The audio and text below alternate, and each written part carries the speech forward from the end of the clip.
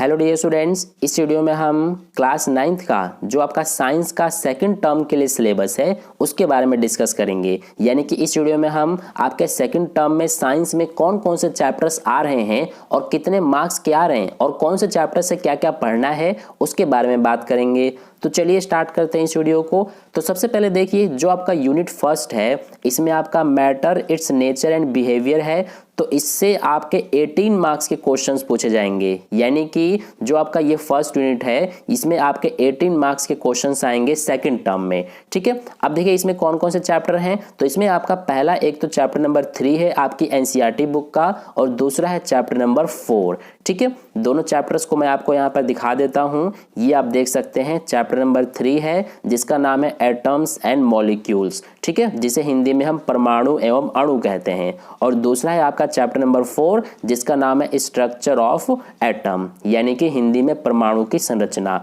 तो आपके पास जो बुक है एनसीईआरटी की जिसमें आपका चैप्टर नंबर 3 और चैप्टर नंबर 4 जो है, ये दोनों चैप्टर्स आपके 18 मार्क्स के आएंगे सेकंड टर्म में। ठीक है, तो आपको कंफर्म हो गया कि चैप्टर 3 और चैप्टर 4 ये दोनों आपके सबसे पहले सेकंड टर्म में हैं। ठीक है, अब इसमें आप देख सकते हैं ये सारे टॉपिक्स आपको पढ़ने हैं। ठीक है, चैप्टर नंबर 3 से, इसी तरह से चैप्टर नंबर 4 से ये सारे टॉपिक्स आपको पढ़ने हैं। यानी कि शॉर्ट में बात करें तो आपको पूरा चैप्टर 3 पूरा पढ़ना है और चैप्टर 4 भी पूरा पढ़ना है। ठीक है, इसमें से कुछ भी डिलीट नहीं किया गया, कोई भी पार्ट आपको पूरा चैप्टर 3 और चैप्टर 4 पढ़ना है।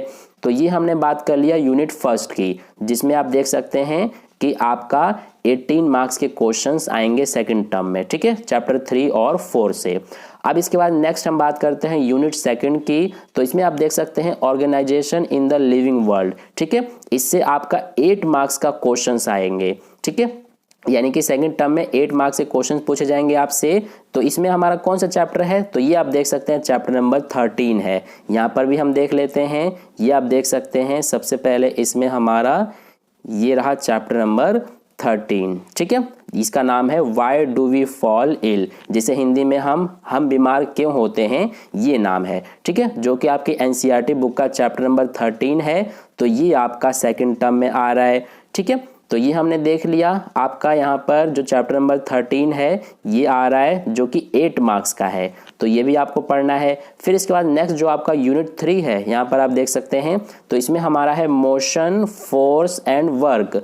तो इससे आपके 14 मार्क्स के क्वेश्चंस आएंगे सेकंड टर्म में। अब इसमें कौन कौन से चैप्टर्स हैं, तो इसमें आपका एक तो चैप्टर नंबर 10 है और दूसरा चैप्टर नंबर 11 है। ठीक है, यहाँ पर भी हम देख लेते हैं, देख सकते हैं यहाँ पर आप चैप्टर नंबर 10 ये रहा हमारा जिसका नाम है ग्रेविटेशन, यानी कि हिंदी में हम गुरुत्वाकर्षण कहते हैं। और अगला है चैप्टर नंबर 11 जिसका नाम है वर्क एंड एनर्जी, यानी कि कार्य तथा ऊर्जा। तो ये हमारे चैप्टर नंबर 10 और 11 है जो कि आपके सेकंड टर्म में आ रहे हैं। ठीक है, और ये कितने मार्क्स के हैं, तो ये भी हमने देखा अभी यहाँ पर, जो कि यहाँ पर आप देख सकते हैं 14 मार्क्स के हैं। ठीक है, तो ये हमारा सबसे पहले चैप्टर 3 और चैप्टर 4 है जो कि आपका केमिस्ट्री का हो गया। और फिर जो चैप्टर 13 है ये आपका बायोलॉजी का हो गया। और फिर ये जो चैप्टर 10 और 11 है ये आपका फिजिक्स का हो गया। ठीक है, तो टोटल यहाँ पर कितने चैप्टर्स हो रहे हैं, तो इसमें सबसे पहले आपका जो बुक है उसमें सबसे पहले आपका चैप्टर नंबर 3 है, फिर चैप्टर नंबर 4 है, इसके बाद चैप्टर नंबर 13, फिर 10 और 11। ये आपके 5 चैप्टर्स आपके सेकंड टर्म में आ रहे हैं। ठीक है, तो ये हमने देख लिया। अब ये सारे चैप्टर्स आपको पढ़ने हैं, इसमें से कुछ भी ऐसा नहीं है जो आपकी इन सभी चैप्टर से डिलीट हुआ हो। आपको पूरा चैप्टर्स ये 5 अच्छे से पढ़ने हैं सेकंड टर्म के लिए।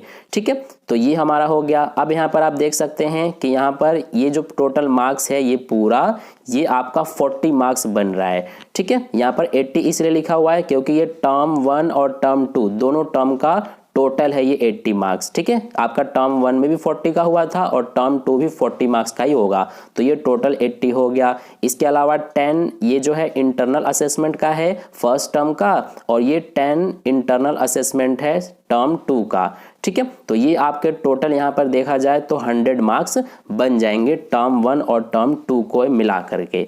तो इस तरह से ये हमारा पूरा सिलेबस है जो कि आपने देखा। तो आप अपनी एनसीईआरटी बुक पर टिक कर सकते हैं कौन कौन से चैप्टर हैं। एक तो चैप्टर 3, 4, इसके बाद 13, 10 और 11 ये पांचों चैप्टर्स हैं।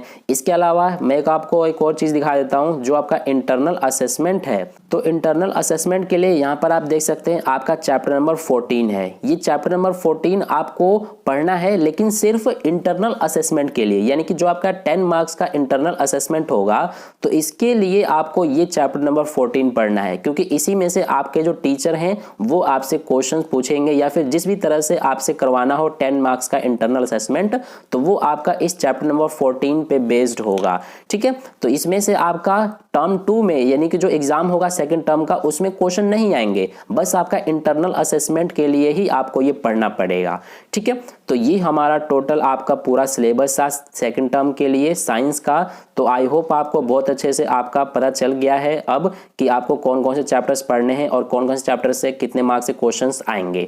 तो आई होप आपको ये वीडियो अच्छा लगा है। अगर वीडियो अच्छा लगा है तो वीडियो को लाइक कर देना और अपने दोस्तों के साथ भी जरूर शेयर कर देना, ताकि उन्हें भी पता चल सके कि उनके साइंस में कौन कौन से चैप्टर्स आ रहे हैं सेकंड टर्म में और कितने मार्क्स के आ रहे हैं। और अगर आप चैनल पर नए हैं तो चैनल को सब्सक्राइब करके बगल में जो बेल आइकन आता है उस पर ऑल वाले पे क्लिक कर लेना, ताकि नेक्स्ट वीडियो जैसी अपलोड की जाए उसका नोटिफिकेशन सबसे पहले आपको मिल जाए। मिलते हैं फिर नेक्स्ट वीडियो में। धन्यवाद।